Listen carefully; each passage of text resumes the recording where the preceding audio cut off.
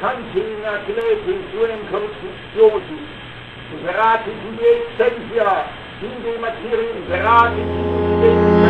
Hai guys, kembali lagi bersama aku di sini di channel Analysis 13. Oke, siapa bagi kalian yang baru saja gabung ke channel kita, bantu support kita dengan cara tekan subscribe, like, dan share kemana aja. Oke, pada video kali ini kita akan membahas suatu kisah kerasukan dan mungkin menjadi kasus kerasukan yang paling terkenal di dunia hingga saat ini. Kasus ini sampai dijadikan sebuah film oleh sutradara luar negeri yang berjudul The Exorcism of Emily Rose. So, jangan banyak cincong, langsung saja kita bahas Misteri Live.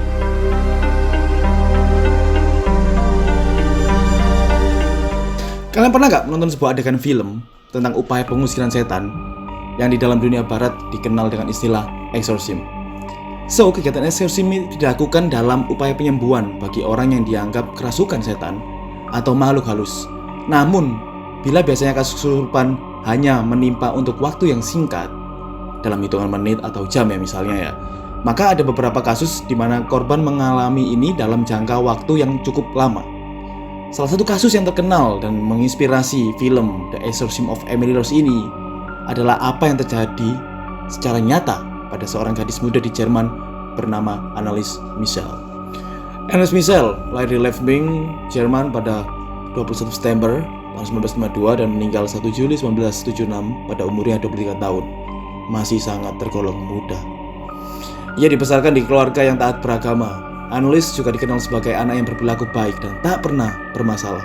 Anneliese adalah seorang perempuan asal Jerman yang pernah mengalami kegiatan pengusiran setan atau exorcism dalam agama Katolik pada setahun menjelang dirinya wafat.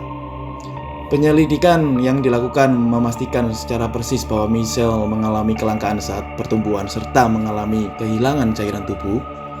Ayah bunda Michel beserta para pendeta yang bersangkutan digugat atas alasan pembunuhan. Akibat kelalaian, Michel menderita penyakit kejang-kejang serta pernah diriwayatkan menjalani perawatan atas masalah kejiwaan yang kesemuanya tidak berjalan secara baik. Keadaan jasmaninya terus menjadi-jadi bila mana dirinya merasakan gejala-gejala yang bermacam-macam, yang mana hal tersebut membuat harus memakai obat juga. Michel dan keluarga pun mulai percaya sepenuhnya bahwa Michel mengalami kerasukan arwah jahat.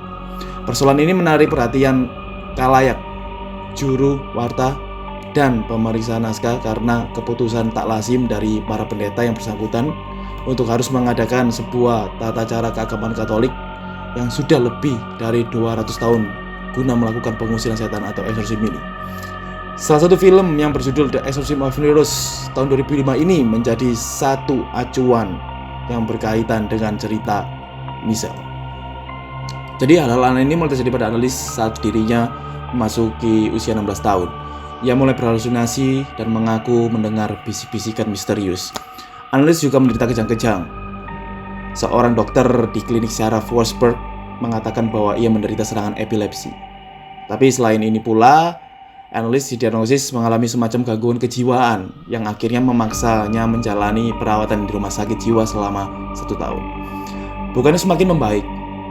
Di rumah sakit jiwa itu keadaan Anneliese itu justru tak membaik. Ia justru semakin stres dan frustasi pada keadaannya. Untuk menenangkannya, dokter pun mulai memberikan berbagai obat-obatan yang ternyata sama sekali memberikan hasil positif bagi perkembangan kejiwaannya. Setelah setahun berada di rumah sakit jiwa, Anneliese kembali ke rumah. Ia saat itu memang belum menyelesaikan pendidikannya di sekolah menengah atas. Sekembalinya ia ke sekolah, Anneliese berhasil membuktikan bahwa dia ini dapat lulus dan berprestasi. Ia bahkan menjadi siswa dengan predikat lulusan terbaik di sekolahnya pada tahun 1970. Meskipun sakit yang ia derita kadang-kadang masih sering kambuh. Pada tahun 1973, kejang-kejang dan kerasukan parah mulai dialami Anneliese. Ia mulai berteriak di luar akal sehat manusia. Seperti mulai melukai dirinya sendiri, menyerang anggota keluarga lainnya, merobek-robek bagiannya sendiri, memakan lalat dan laba-laba. Ia juga terkadang menggonggong. Orang tua Anneliese sangat sedih dan tertekan dengan kondisi putri mereka. Berbagai upaya telah dilakukan namun tidak membuahkan hasil. Bertahun-tahun Anneliese mengalami hal ini. Orang tuanya akhirnya meminta bantuan kepada pemuka agama setempat untuk bersedia melakukan kegiatan pengusiran setan atau eksorsim pada Annelies. Akhirnya pada tahun 1975, seorang uskup bernama Joseph Steele memerintahkan Pastor Arnold Renz dan pendeta Ernst Alt untuk melakukan kegiatan pengusiran setan. Proses ini dimulai pada tanggal 24 September 1975 dengan waktu 1 atau 2 kali seminggu. Setiap sesi berlangsung hingga kurang lebih 4 jam lamanya. Selama proses ritual ini berlangsung, keadaan Annelies semakin memburuk. Ia mulai meracau tentang kematiannya dan juga mulai menolak semua makanan dan minuman. Hal ini membuat tubuhnya semakin kurus. Belum lagi ditambah dengan berbagai tindakan Annelies pada tubuhnya, hingga menyebabkan hampir tak lagi dapat berjalan normal. Sialnya, berbagai tindakan yang dilakukan demi kesembuhan Annelies ini dilakukan orang tua Annelies tanpa konsultasi pada pihak medis, yang kemudian hari menyebabkan masalah pidana. Setelah melakukan berbagai ritual pengusiran setan sebanyak 67 sesi, yaitu selama hampir 1 tahun, pada tanggal 1 Juli 1976, Annelies menghembuskan nafas terakhir. Hasil otopsi menunjukkan gadis ini menderita gizi buruk dan juga dehidrasi yang sangat parah.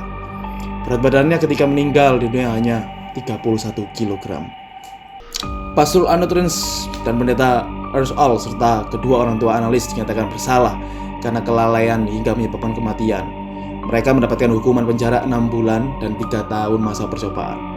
Meskipun begitu, seorang pengacara yang membela mereka menyatakan bahwa apa yang dilakukan dua pendeta dan orang tua Annelies melakukan upaya pengusiran setan adalah untuk penyembuhan Annelies.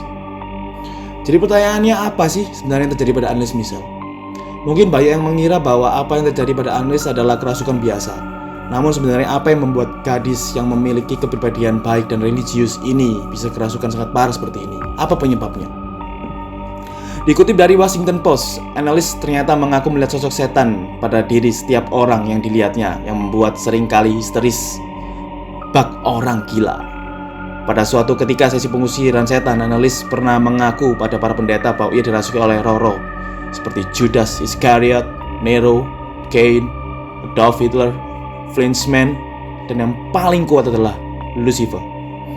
So, ini adalah kisah hidup Annelies Michel yang telah menginspirasi sinias Hollywood untuk membuat film berdasarkan kisah nyatanya, yaitu film The Exorcism of Emily Rose yang rilis pada tahun 2005 yang lalu.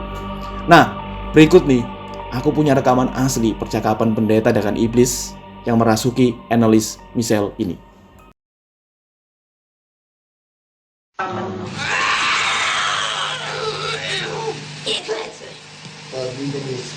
Nein, mir Klötze. Und er mal mir Klötze. Oh, so der hat er wieder nicht.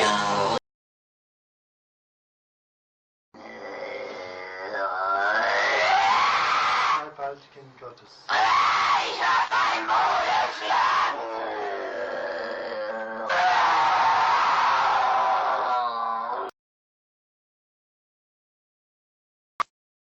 Die Ruhe. Ruhe gibt's nur da oben. Ruhe gibt's nur dort, wo die Liebe ist. Ja, bei uns gibt's nur Nur Hass. Ja. Und wo nur Hass ist, da gibt's keine Ruhe. Nein.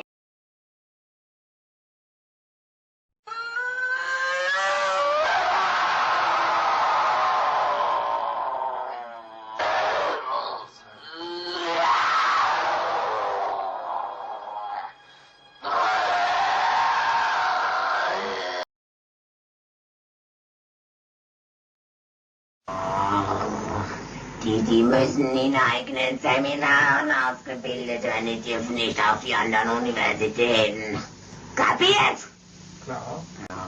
Ist da sonst noch etwas zu sagen? Oh, bald ist weil.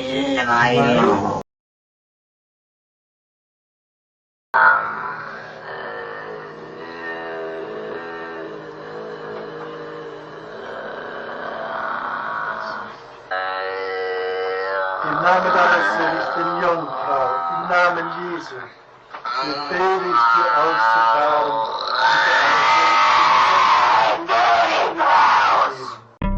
Jadi gimana nih guys?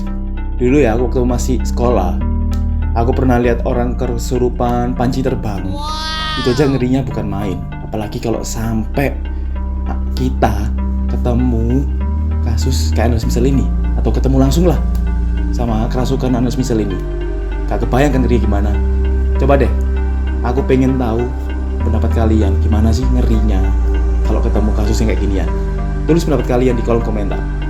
So guys, tadi adalah kisah kerasukan yang menurutku paling creepy yang pernah aku dengar. Kalau kalian punya masukan lain atau pendapat lain mengenai kasus Anais Mishel ini yang mungkin belum aku ceritakan tadi, silakan tulis di kolom komentar. Dan jangan lupa sekali lagi tekan tombol subscribe, like, dan share kemana aja. So, see you next time.